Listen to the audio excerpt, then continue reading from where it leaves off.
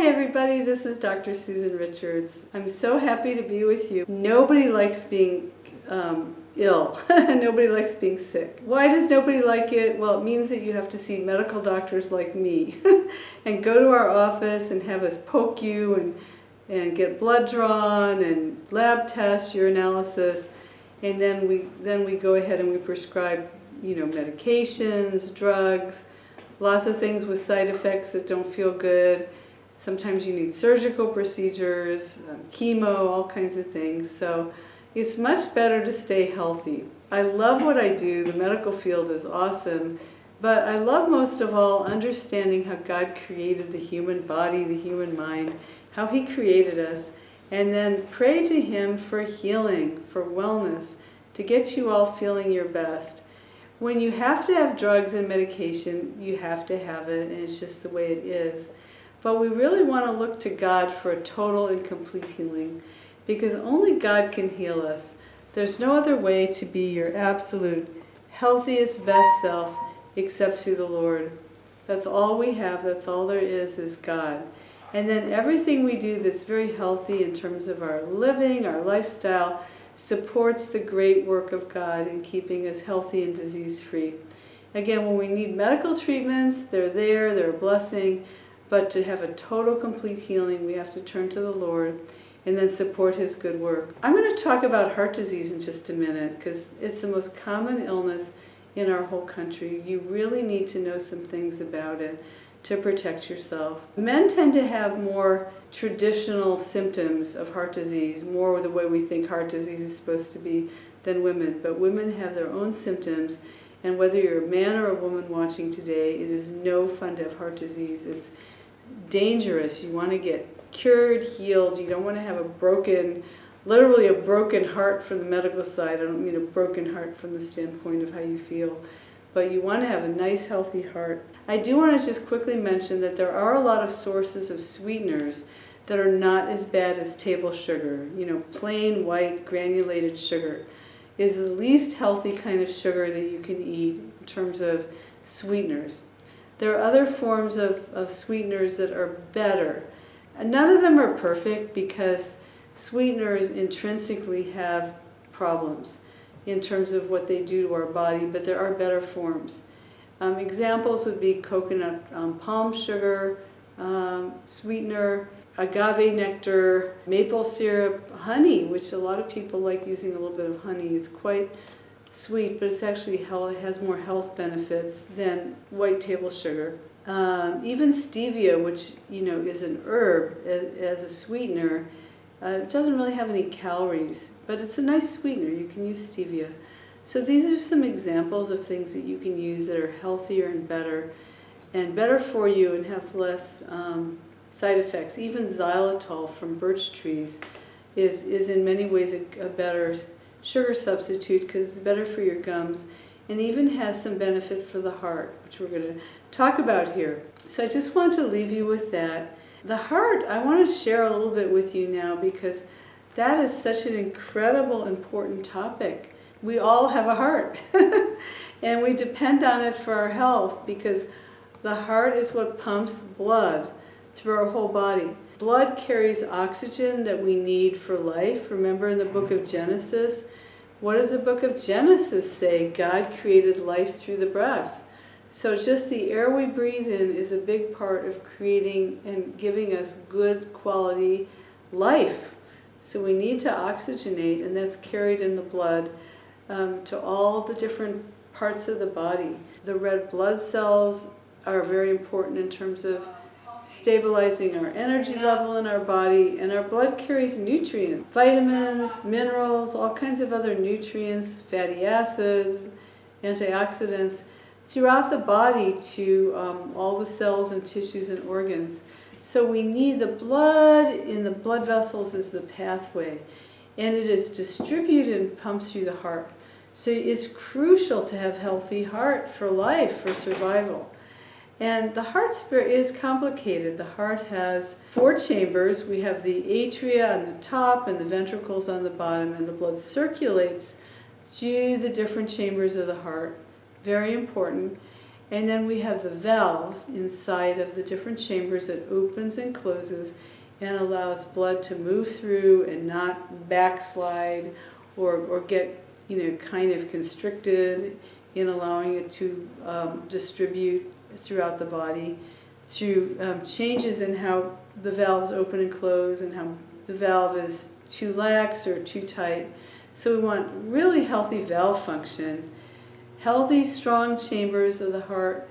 We have coronary arteries which distribute blood through the heart itself. And we have the electrical system of the heart which determines the rate and the rhythm.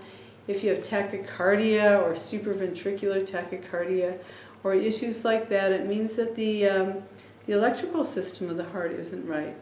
So we've got to pray into the heart to have the heart be healthy and depend on God. There's a lot of different heart diseases. There is coronary artery disease, where the coronary arteries, the arteries of your heart, are kind of shut down and don't let enough blood flow through the heart. And then we have congestive heart failure. Usually there's hypertension, there could be diabetes, there could be different issues.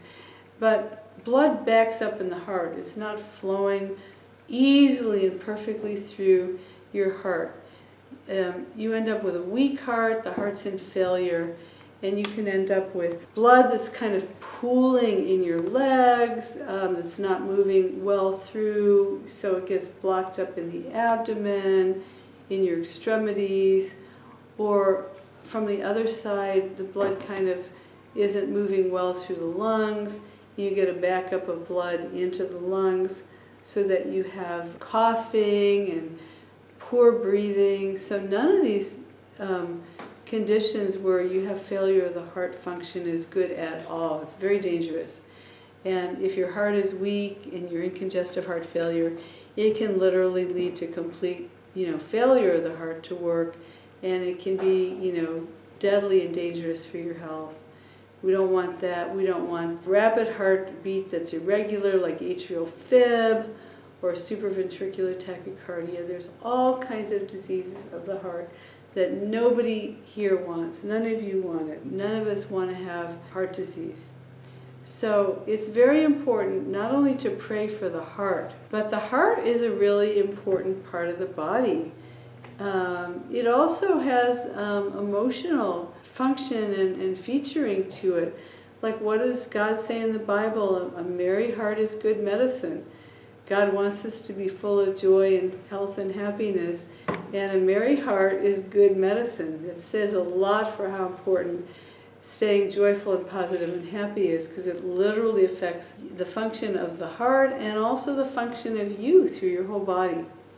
So it's really important that we keep all of these parts of the heart working so you don't get congestive heart failure or coronary artery disease or heart attacks, atrial fib, or various types of tachycardia, or the blood vessels that the heart distributes to not working, so you can get constriction in the blood vessels and your blood pressure could shoot right up, which is really dangerous if you're getting hypertension. So the heart and the blood vessels that come off the heart are really important. One of the biggest blood vessels coming off the heart is your aorta. And we don't want the aorta to be too weak in terms of the blood vessel strength, where it bulges, where the aorta could literally rupture and pour blood out of the heart and the big blood vessels into your chest cavity. That can be deadly. So we really want all of these things to work perfectly, because the heart is one of the center parts of you, along with your brain and your nervous system and your kidneys and a few of these crucial parts that we can't do without. Your lifestyle can play a big role in how healthy your heart is, how you eat, do you exercise, are you stressed out? We found that when people are stressed and angry and upset, that they tend to have weaker hearts. The heart is more stressed. And on testing, it won't show up to be as healthy. It just is the way it is. So we want good, healthy breathing, because the breath of life, when it comes into you and comes into your heart, that distributes all over your body through the blood circulation, and it helps you stay much stronger and much healthier than you would otherwise. So there's all these things to be aware of that are amazing, very helpful in keeping your whole body health going. Again, as I spoke a little bit earlier, we don't want an unhealthy sugar, salt, fat-filled diet because that is not going to keep you healthy. It's going to run you down terribly. We want to pray into this, and I've seen God do the most amazing miracle healings that you could ever want. I prayed for one woman who had atrial fib. I've seen many patients with atrial fib who was doing very, very poorly. She was very weak from the atrial fib, didn't have much exercise capacity, didn't have much strength or energy, and she was feeling very poorly for a long time. And with prayer, God gave her an amazing healing. He just came right in and gave her a miracle healing, and she was much stronger and better and could function beautifully. I prayed for a man who's had several strokes, which has weakened him tremendously. He's unable, with all these strokes, to do all of the activity he loves: bike riding, singing, playing the keyboard, playing the guitar. He's an active guy who ran his own business, and he loved being active and healthy and strong. It was strokes.